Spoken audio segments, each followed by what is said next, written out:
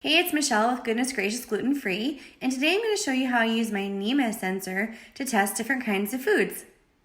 So when I test something creamy like mac and cheese, I'm going to take my brand new capsule right out of the package, unscrew it, and then you want to try to attach as much of it as you can with the capsule top, but not to clog it because you don't want too much in there. But just to get enough of the liquid, you can see I got quite a bit on the bottom. Then put it back in, turn it so it closes and you can hear the enzymes release and the pop. And then it goes right into the machine and turn it on. And in 3 minutes, we'll find out.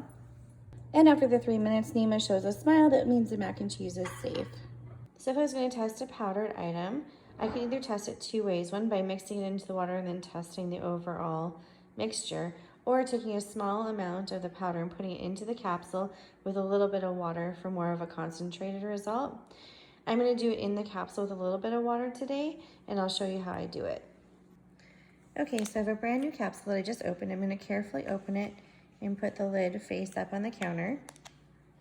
I'm going to pour a tiny bit of the powder into the capsule, and you just need like this size on the side of a sample amount. So I'm just going to pour that in. And I'm going to add a little bit of water to it just so I know that it breaks down with the enzymes. And I think the easiest way to do that is by taking a straw and just adding like a couple drops, just like that, right into it. And now I'm going to put the lid on and I'm going to test it. And in 3 minutes, we'll know if it has gluten or not.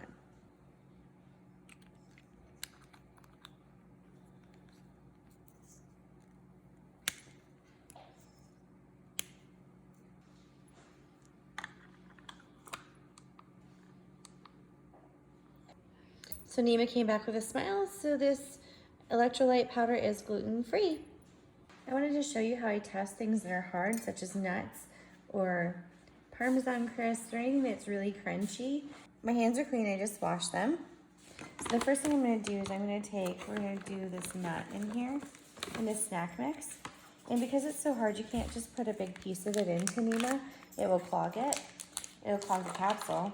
So I have a new capsule, just opened it. I'm going to open it carefully and put it face up like that. And then what I'm going to do is I'm going to shave a little bit of this nut with a clean knife into smaller pieces to make it easier for Nima to test and get more surface area. So just like that, I try to take the smaller pieces and then I'm just going to put them into the capsule. And remember, you only need like this big of a size of food items. So we'll take some more and we'll put it in here. And you can see they're all in there. And then I'll put the lid on, and that makes it easier for Nima to test hard things such as nuts, crisps, even tortilla chips, potato chips. And if you have like a tortilla chip or something like a potato chip that's really hard, you can crush it up and then add just a little bit of water. Obviously with the nuts, it's not going to matter if you add water or not because they won't dissolve. We'll find out in 3 minutes if the snack mix has any gluten. Yay! Nima smiles.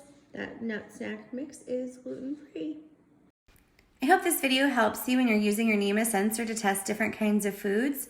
I wanted to point out that the reason that I flip the capsule lid upside down on the counter or on a table when I'm out to eat is because I don't want it to accidentally touch something that's been on the table that contains gluten. So I'm very careful to flip it upside down and then put it right back into the food it's testing so it doesn't accidentally get cross-contaminated.